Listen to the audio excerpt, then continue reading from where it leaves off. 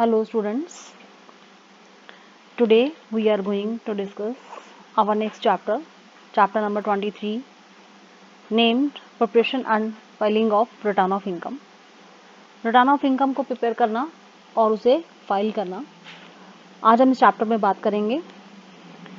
इस चैप्टर में हमें कुछ टर्म्स बताई गई हैं, कुछ पॉइंट्स बताए गए हैं और फिर किस तरीके से आप इसे प्रिपेयर एंड फाइल करेंगे ये सब बताया गया है।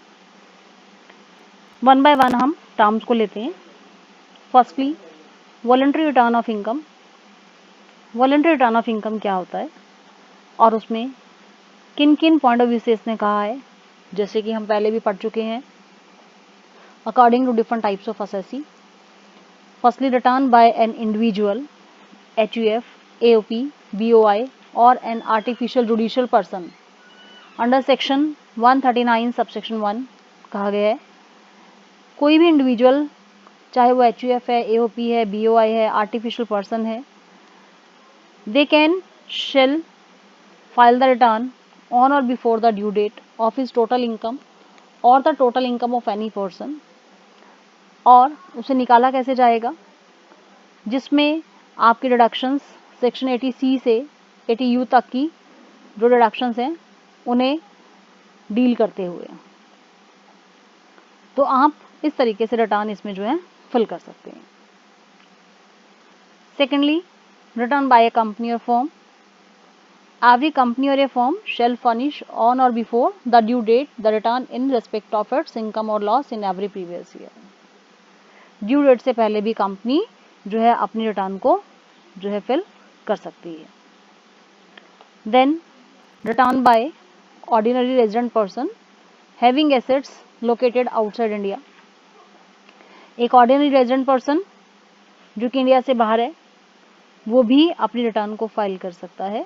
देखिए, जैसे an ordinary resident person who at any time during the previous year holds as a beneficial owner or otherwise any asset located outside India or has signing authority in any account located outside India or a beneficiary of an asset located outside India shall furnish on or before due date a return in respect of income or loss for the previous year.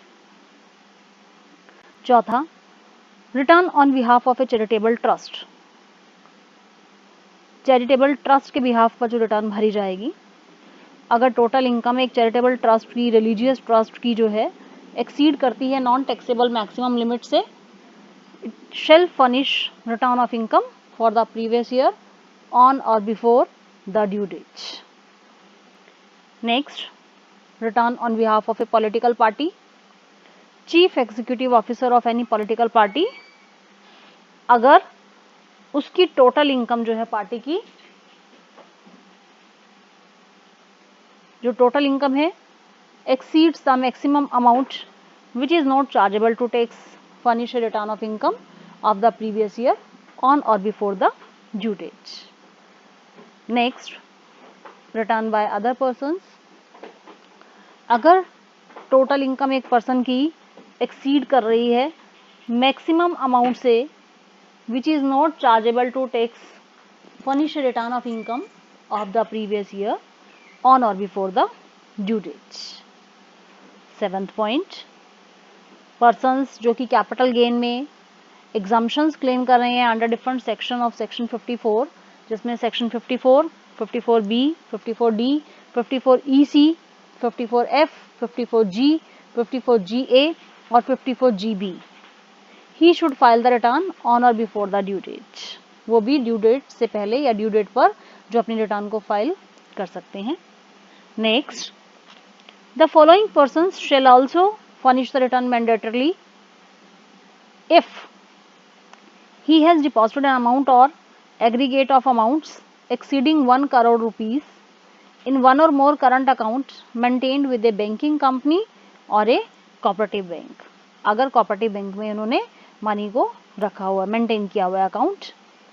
Secondly, he has incurred expenditure of an amount or aggregate of amounts exceeding 2 lakh rupees for himself or any other person for travel to a foreign country. अगर उन्होंने foreign country में travel करने के लिए अगर कोई particular expenditure किया है 2 लाख रुपए से ज़्यादा। तीसरा, he has incurred expenditure of an amount of or aggregate of the amounts exceeding 1 lakh rupees towards consumption of electricity. Electricity consumption के ऊपर अमाउंट खर्च हुआ है 1 लाख रुपीज से ज़्यादा. और if he fulfills such other conditions as may be prescribed under assessment year 2020-21. तो ये थी आपकी वॉलंटरी रिटर्न ऑफ इनकम जो कि असेसिस को फुल करनी है. नेक्स्ट जो हमारा टॉपिक है रिटर्न ऑफ लॉस. देखिए जैसे रिटर्न ऑफ इनकम है ऐसे ही रिटर्न ऑफ लॉस भी फिल किया जाता है. अगर इनकम है तो इनकम के लिए रिटर्न बनती है और अगर लॉस है तो लॉस के लिए रिटर्न बनेगी. रिटर्न ऑफ लॉस जो है वो कवर होगा सेक्शन 139 सबसेक्शन 3 में. अगर किसी पर्सन को लॉस हो जाता है in the previous year under the head profit and gains of business of profession, जिसमें नॉन स्पेकुलेटिव बिजनेस सेक्शन 72 में, स्पेकुलेटिव बिजनेस सेक्शन 73 में, स्पेसिफाइड बिजनेस सेक्शन 73A में, कैपिटल गेन्स सेक्शन 74 में, या ओइंग और maintaining race horses section 74A में, and claims that the loss should be carried forward, और अगर वो लॉस को कैरी फॉरवर्ड करना चाह रहे हैं, उसके लिए क्लेम करना चाह रहे हैं, he should furnish a return of loss on or before the due date. If the return of loss is not filled up to the due date, the loss cannot be carried forward and set off. अगर आपने due date के हिसाब से उसे जो है carry on नहीं किया तो आप उसे कैरी फॉरवर्ड नहीं कर सकते. However, loss from house property, unabsorbed depreciation, unabsorbed capital expense on scientific research, and unabsorbed capital expenses on family planning can be carried forward and set off even the return has not been filed. आप इन cases में आप उसे claim कर सकते हैं, carry forward कर सकते हैं, सेट ऑफ कर सकते हैं, चाहे आपने return has not been filed, return में फाइल किया है या नहीं किया. This is return of loss. Now what will be the due date for filing the return. Return को फाइल करने की ड्यू डेट हमारी क्या रहेगी. अभी आप यहाँ ध्यान देंगे. Where the assessee is a company or a person other than a company whose accounts are required to be audited, or a working partner of a firm whose accounts are to be audited under this act or any other law. Due date will be 30th September of the assessment year. Assessee who is required to furnish a report from CA regarding international transaction, date will be 30th November of the assessment year. In any other case, it will be 31st July of the assessment year. 30th September, 30th November, and 31st July of the assessment year. So these are the due date for filing the return. Now, coming to next topic, compulsory return of income. Section 142 subsection 1 में आपसे कहा गया है, where any person is assessable either in respect of his income or income of any other person and he has not furnished the return of income on or before the due date of furnishing the return, assessing officer may serve a notice on such person requiring him to furnish the return.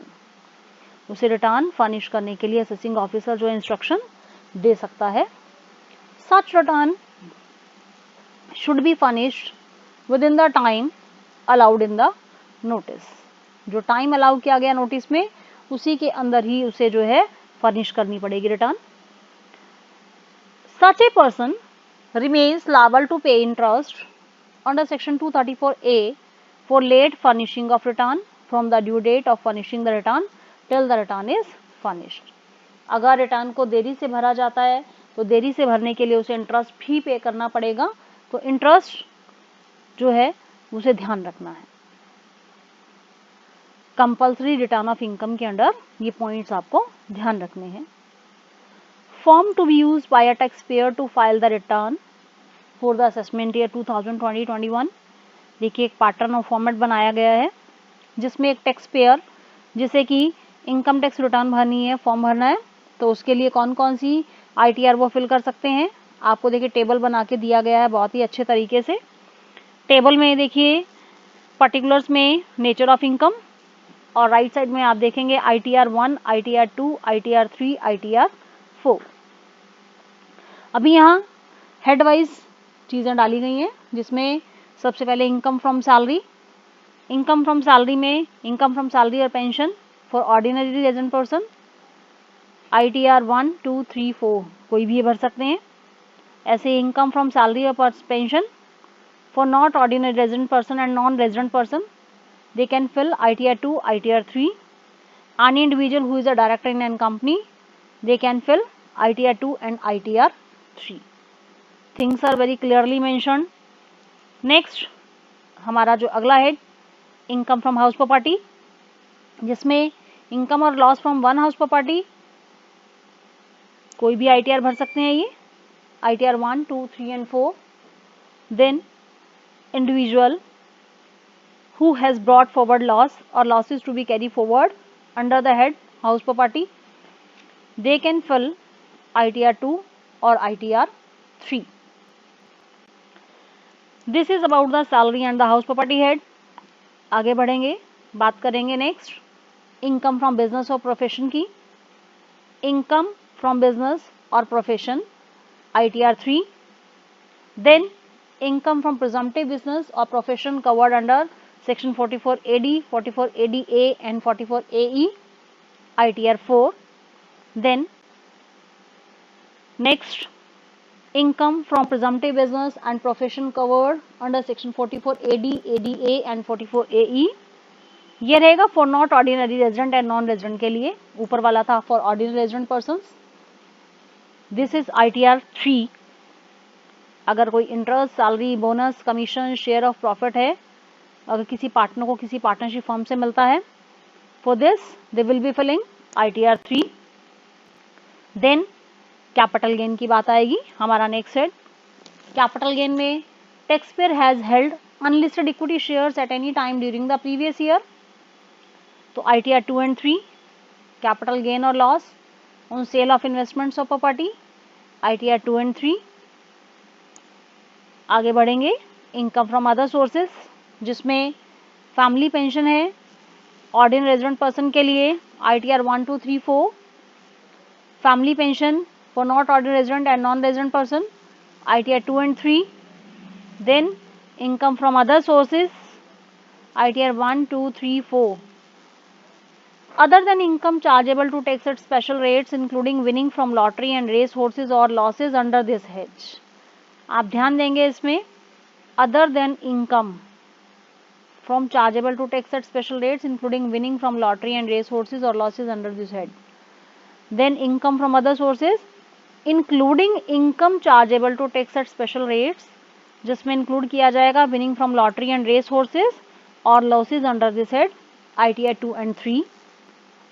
Dividend income exceeding 10 lakh taxable under this section 115 BBDA, ITR 2 and 3. Then unexplained income, जिसमें cash credit, unexplained investment taxable at 60% under this section, ITR 2 and 3.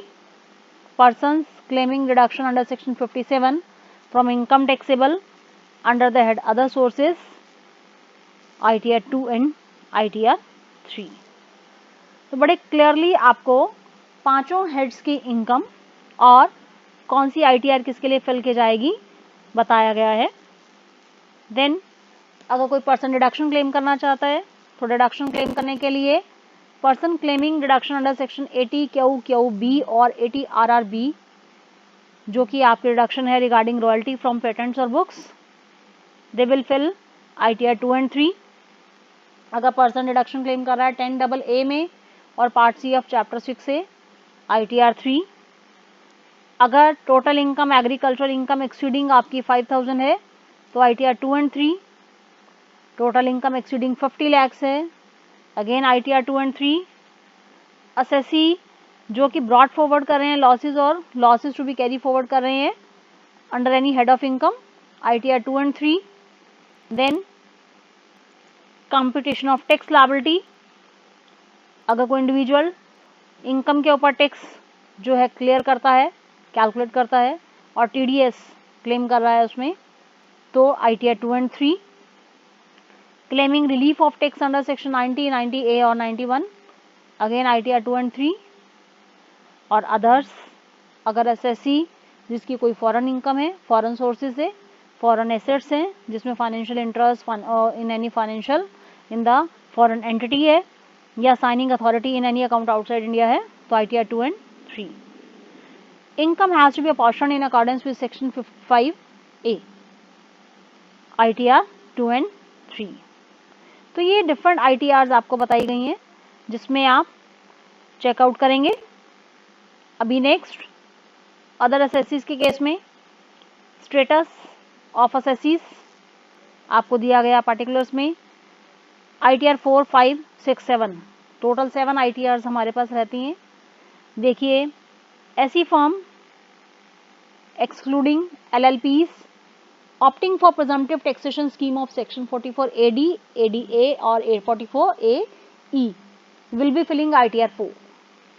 10 firm including LLPs, they will be filling ITR 5, AOP ITR 5, BOI ITR 5, local authority ITR 5, artificial judicial person again ITR 5, companies other than companies claiming exemption under section 11 ITR 6, persons including companies required to furnish return under section 139(4)A, 139(4)B, 139(4)C, 139(4)D, ITR 7.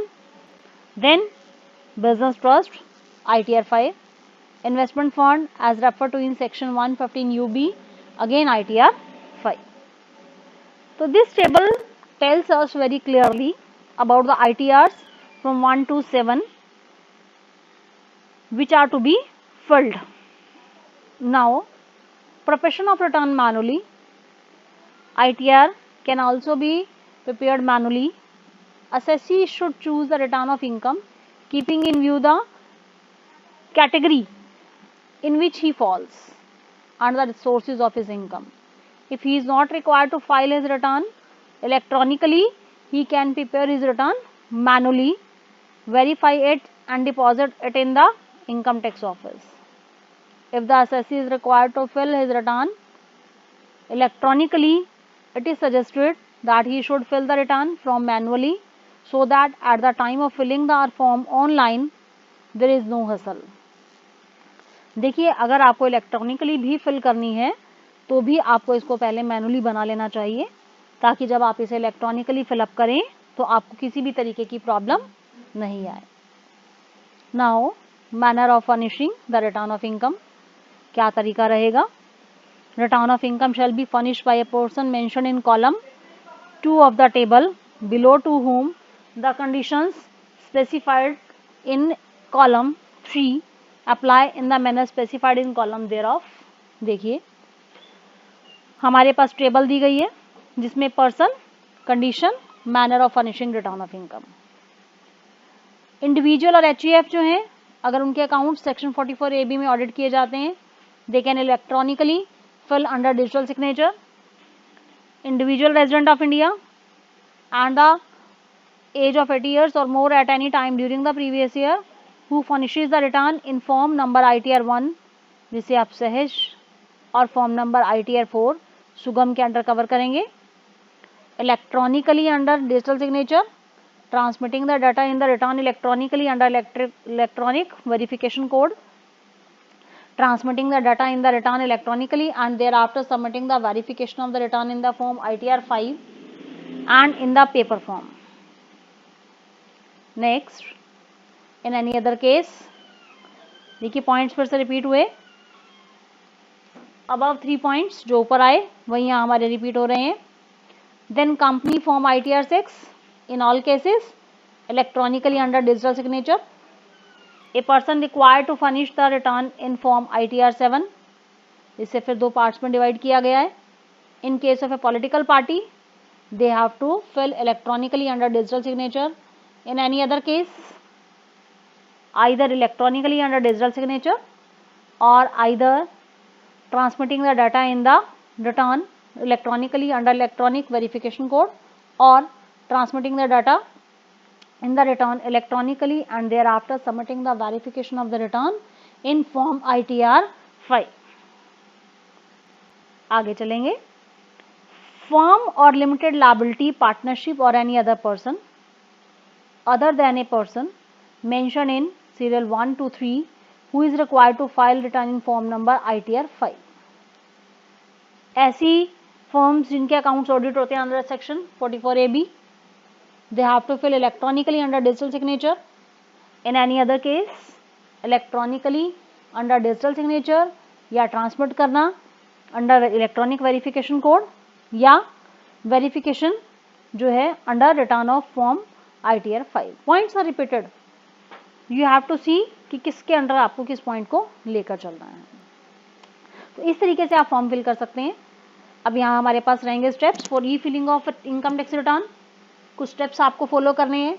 सबसे पहले visit www.incometaxindia.efiling.gov.in. सबसे पहले आप site पर visit करेंगे. Secondly आप ITR form select करेंगे, download करेंगे रिटर्न प्रिपरेशन सॉफ्टवेयर को RPS, देन प्रिपेयर करेंगे your return offline at your convenience और सिंपल से स्टेप्स करेंगे ताकि आप इसे अपलोड कर सकें रिटर्न को. देन जब आपका सक्सेसफुल अपलोड हो जाएगा, प्रिंट निकालेंगे आप एक्नॉलेज के लिए ताकि रिटर्न जो आपके digitally sign or under electronic verification code हो सके. In case the return is not digitally sign or under electronic verification code, take the print of ITR 5 form. 2 copies आपने इसकी लेनी है. Send 1 copy ITR 5 form duly signed and verified by ordinary post or speed post within 120 days from the date of filling of the return at the following address: Income Tax Department, CPC, Post Bag number 1, Electronic City Post Office, Bengaluru 560100, Karnataka. This is the address जहाँ पर आपको ITR 5 को fill करके भेजना है. क्या क्या facilities हमें प्रोवाइड कराई गई हैं इनकम टैक्स डिपार्टमेंट के थ्रू अगर हमें ई फिलिंग ऑफ रिटर्न करना है? पहला, calculation of tax and interest through return preparation software. Return preparation software के थ्रू आप जो है इंटरेस्ट की कैलकुलेशन बड़ी आसानी से कर सकते हैं. देन आप व्यू कर सकते हैं टैक्स क्रेडिट स्टेटमेंट को under 26 AS of all taxes paid and deducted without registration. तीसरा, चेक कर सकते हैं प्रोसेसिंग स्टेटस को of your e filed returns online. Then आप रिफंड क्लेम कर सकते हैं through refund banker scheme. These are the facilities provided by income tax department. Next, क्या एडवांटेजेस रहेंगी ई फिलिंग ऑफ रिटर्न की? ई फिलिंग ऑफ रिटर्न के advantages में आपसे कहा गया है convenient and secure online transaction. दूसरा, अवेलेबल एनी टाइम एनीवेयर, कहीं भी अवेलेबल है आपको. तीसरा, हायर डाटा एक्यूरेसी. चौथा, faster processing of returns and quicker refunds. पांचवा, e filing of return is paperless, it saves trees and environment. ये different benefits हैं e filing of return of income के. Then online filing of return of income, return of TDS. Online filing of return of TDS, tax deducted at source. अगर एक person pay कर रहा है amount को on which tax is deductible at source, he will deduct tax at prescribe rate and pay the balance to the deductee. देखिए यहाँ पर आपसे जो कह रहे हैं, जो अमाउंट आपका पे हो रहा है, टाइम लिमिट क्या रहेगी for depositing the sum deducted at source? Time limit जो आपको यहाँ पर रहेगी वेरियस कैटेगरीज के लिए, where the tax reduction is made by or on behalf of government, where the tax is paid without the production of income tax challan on the same day, और विच चालान है, accompanied by चालान है तो within 7 days. Other डिडक्टर्स के case में जहां income or amount is credited or paid in the month of March तो up to 30th April. In any other case within 7 days from the end of month in the which tax is deducted. कुछ exceptions रहेंगी इसकी. जो assessing officer है may with the approval of joint commissioner allow the payment of TDS in the following cases quarterly. Quarterly भी हो सकता है जिसमें सैलरीज के regarding, interest other than interest on securities के रिगार्डिंग, इंश्योरेंस कमीशन के regarding, commission और brokerage के रिगार्डिंग, 7th जुलाई, 7th अक्टूबर और 7th January and 30th April. The tax deductor shell furnish electronically quarterly statement of deduction of tax in the following form. Salary की form में अगर हम बात करें तो सैलरी के पॉइंट ऑफ व्यू से जो आपका रहेगा, this is form number 24Q। Other income की बात करें तो form number 26Q। In respect of purchase of immovable property की बात करें तो challan cum statement in form number 26QB। Then in this case जो TDS का अमाउंट है shall be paid to the credit of central government within 30 days from the end of the month in which the deduction is made. Now the due date for furnishing the quarterly statement of TDS is, quarter ending अगर 30 जून है तो आपका due date रहेगी 31 जुलाई, revise date 15 अगस्त। अगर आपकी quarter ending 30 सितंबर है तो due date रहेगी 31 अक्टूबर और रिवाइज डेट रहेगी 15 नवंबर। अगर क्वार्टर एंडिंग 31 दिसंबर है तो ड्यू डेट रहेगी 31 जनवरी और रिवाइज डेट रहेगी 15 फरवरी। अगर क्वार्टर एंडिंग 31 मार्च है तो ड्यू डेट रहेगी 31 मई और रिवाइज डेट रहेगी आपकी 15 जून। This is all given under rule 31A। Online filing of TDS statement will be taught in practical classes. देखिए जो आपका ऑनलाइन फिलिंग है, आप कैसे इसे फिल कर सकते हैं ऑनलाइन, वो आपको प्रैक्टिकली क्लास में बताया जाएगा। Thank you.